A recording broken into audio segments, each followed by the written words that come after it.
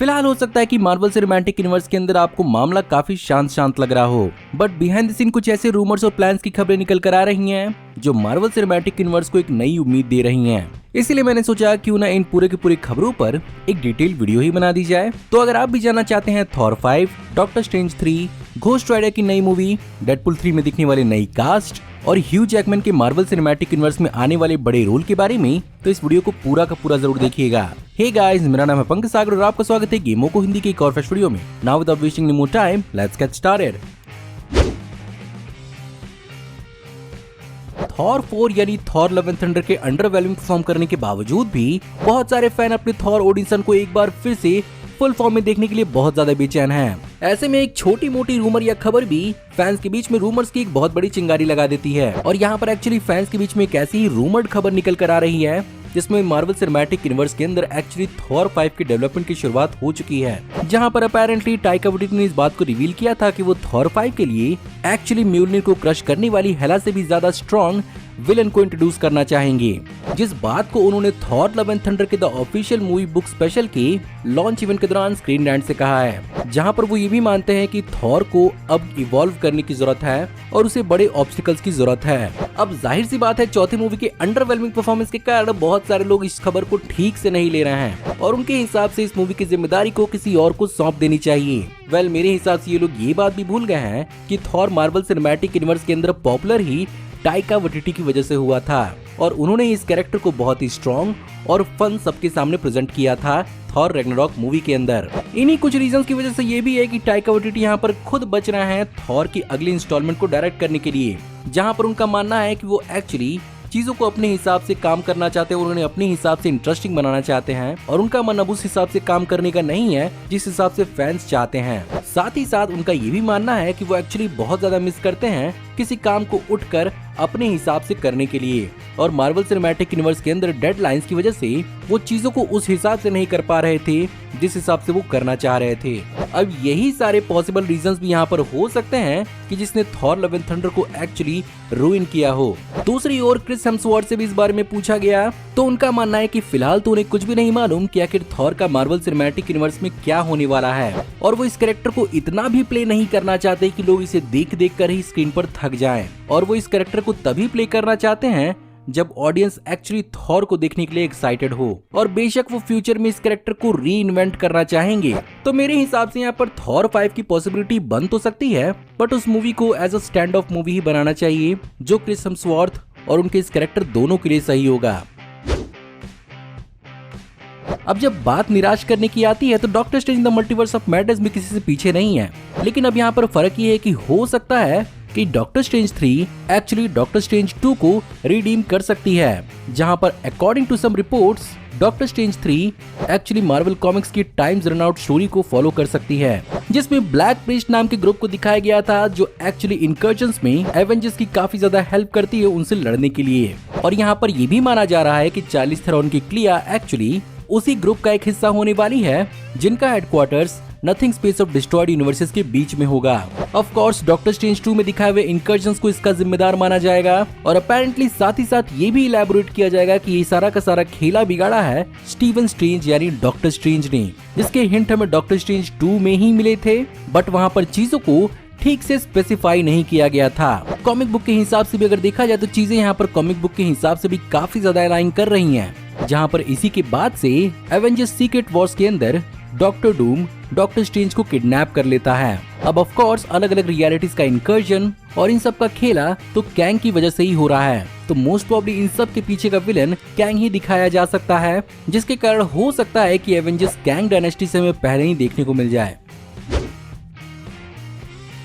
इसके अलावा live action में हमें घोस्ट राइडर 2 बार देखने को मिला। निकोलस केज का जॉनी प्लेज, वहीं पर दूसरी ओर मार्वल सिनेमैटिक यूनिवर्स के एजेंट्स ऑफ शील्ड यूनिवर्स के अंदर गैब्रियल लूना द्वारा प्ले किया हुआ रॉबी रेयस का घोस्ट राइडर, जो बेसिकली अपनी कार के लिए जाना जाता है। But recently Marvel cinematic universe में ऐसी भी खबरें निकल कर आ रही हैं कि राइटर स्ट्राइक से जस्ट पहले एक्चुअली मार्वल सिनेमैटिक यूनिवर्स के अंदर घोस्ट राइडर की अपनी सोलो मूवी का प्लान किया जा रहा था, बट राइटर स्ट्राइक के चलते वो प्रोजेक्ट अभी लटक चुका है। Of course Marvel cinematic universe के अंदर मून नाइट, डॉक्टर स्ट्रेंज और ब्लेड जैसे मिडनाइट सन्स मेंबर्स को दिखाया जा रहा है। ऐसे में घोस्ट राइडर को भी इंक्लूड करना एक बहुत ही ऑब्वियस चॉइस हो सकती है। बट सवाल ये है कि यहाँ पर घोस्ट राइडर प्ले कौन कर सकता है और कौन सा वर्जन ऑफ घोस्ट राइडर हमें यहाँ देखने को मिलेगा। क्योंकि अगर बात प्ले करने की जाए तो कुछ महीने पहले कियानू रीव्स ने इस बात की इच्छा जताई थी कि वो एक्चुअली मार्वल के घोस्ट राइडर को हमेशा से प्ले करना चाहते थे। वहीं दूसरी ओर रायन गॉसलिंग को भी मार्वल स्टूडियोज इस कैरेक्टर के लिए अपेरेंटली चाहता है। अब मुझे कमेंट में आप बताइए कि मार्वल सिनेमैटिक यूनिवर्स में किस कैरेक्टर को एक्चुअली घोस्ट राइडर प्ले करना चाहिए।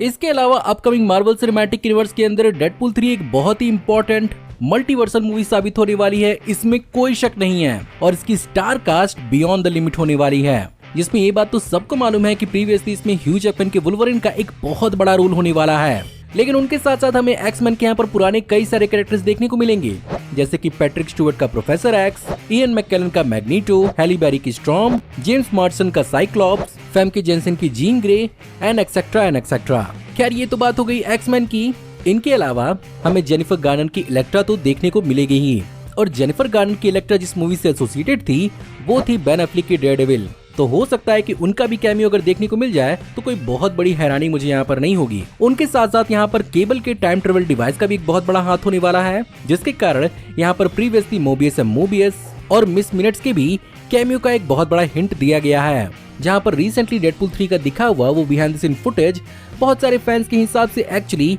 वॉइड का सीन हो सकता है, जो लोकी सीरीज के अंदर में देखने को मिला, जिसके कारण बहुत सारे फैंस इस बात को भी थ्योराइज कर रहे हैं कि हो सकता है कि हमें यहाँ पर लोकी का कोई अलग प्रकार का वर्जन इस सीन के अंदर देखने को मिल ही जाए और बेसिकली टॉम हिडलस्टन का किसी प्रकार से एज लोकी कैमियो भी हो जाए। क्या पता यहाँ पर हमें वही प्रेसिडेंट लोकी देखने को मिल जाए जिसका हाथ एलिगेटर लोकी ने खा लिया था। इनके अलावा लोग पुरानी 2005 की फैंटास्टिक फोर की कास्ट का भी एक कैमियो एक्सपेक्ट कर रहे हैं। वहीं पर अभी की रूमर्स की बात की जाए तो बहुत सारे आउटलेट्स ये दावा कर रहे हैं कि हमें इस मूवी के अंदर एक्चुअली टेलर स्विफ्ट का एज डैज़लर इस मूवी के अंदर कैमियो देखने को मिल सकता है। Taylor Swift actually X Man dark phoenix के अंदर भी कास्ट होने के रूप में रूमर्ड थी,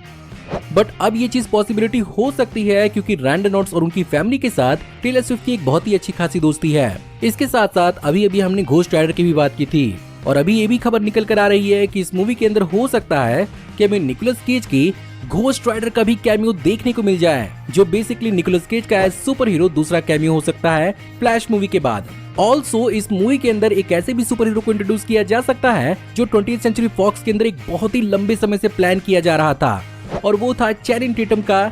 गैम्बिट। जी हाँ, ये एक्स-मैन का सुपर हीरो एक्चुअली बहुत ही पहले से प्लान किया जा रहा था, इसे चैनिंग टेटम प्ले करना चाहते थे। बट अब खबरें निकल कर आ रही हैं कि चैनिंग टेटम अपने इस कैरेक्टर में डेडपूल 3 के अंदर कैमियो देंगे, वो भी अपने full flashed comic accurate suit के साथ। अब अगर ये माल मसाला पड़ने के बाद डेडपूल 3 बेहतर नहीं बनेगी तो मुझे नहीं पता कि ये कैसे बेहतर बनेगी। फाइनली अगर बात किया सीक्रेट वॉर्स की, तो अब इस बात की काइंड ऑफ कंफर्मेशन हो गई है कि मार्वल सिनेमैटिक यूनिवर्स को एक सॉफ्ट रिबूट देने का काम ही सीक्रेट वॉर्स करने वाली है, जिसमें रूमर्स और रिपोर्ट्स तो ये भी दावा कर रही हैं कि इस मूवी को एक्चुअली 2 हिस्सों में बांटा जाएगा और यहाँ पर बेसिकली मार्वल के जुड़े हुए हर प्रकार के टीम और कैरेक्टर्स का हमें कैमियो देखने को मिल सकता है इसके पहले पार्ट के अंदर, जिसमें मार्वल सिनेमैटिक यूनिवर्स के अंदर आने वाले अलग अलग कैरेक्टर्स और टीम्स तो हमें देखने को मिल ही सकते हैं। साथ ही साथ दूसरी ओर मार्वल की अब तक की सारी बनी हुई मूवीज, जैसे कि 20th सेंचुरी फॉक्स की एक्स-मैन और फैंटास्टिक सोनी के अंदर बनी हुई स्पाइडरमैन से जुड़ी हुई सारी की सारी मूवीज और उनके कैरेक्टर्स का इस मूवी के अंदर भी कैमियो पॉसिबली देखने को मिल सकता है, जिसमें माना तो ये जा रहा है कि ह्यू जैकमैन को एक्चुअली इस मूवी के अंदर एक बहुत बड़ा पार्ट दिया जा सकता है और वो बेसिकली कई सारे कैरेक्टर्स के लीडर का भी रोल प्ले कर सकता है, जिसका इंट्रोडक्शन हमें डेडपूल मूवी के अंदर देखने को मिल सकता है। वहीं पर दूसरे पार्ट के अंदर रूमर ये भी है कि ओरिजिनल एवेंजर्स का कैमियो होगा, जो हमें मार्वल सिनेमैटिक यूनिवर्स की शुरुआत में देखने को मिले थे। साथ ही साथ कैरेक्टर्स के कई सारे अल्टरनेट वर्जन्स को भी दिखाने की कोशिश की जा रही है, जिसमें शायद टॉम क्रूज से एक बार फिर से बात चल रही है for the role of superior iron man. अब इन सब के बारे में आपका क्या मानना है, मुझे कमेंट्स में जरूर बताइएगा। सो गाइज उम्मीद करता हूँ कि आपको आज की वीडियो पसंद जरूर आई होगी, और अगर आपको आज की वीडियो पसंद आई हो तो प्लीज वीडियो को लाइक जरूर करिएगा और कमेंट्स में जरूर बताइएगा कि आप किस प्रोजेक्ट के लिए एक्साइटेड हैं और आप और कौन कौन से प्रोजेक्ट्स के बारे में जानते हैं। अगर आप इस चैनल पर नए हैं तो प्लीज चैनल को सब्सक्राइब कर लीजिए, हम ऐसे ही ऑसम वीडियोस लाते रहते हैं। मैं जल्द ही आपको एक नई वीडियो में देखने को मिलूंगा, तब तक आप हमारी इन वीडियोस को एंजॉय कर सकते हैं। Thank you for watching, see you in the next video, till then take care, good bye.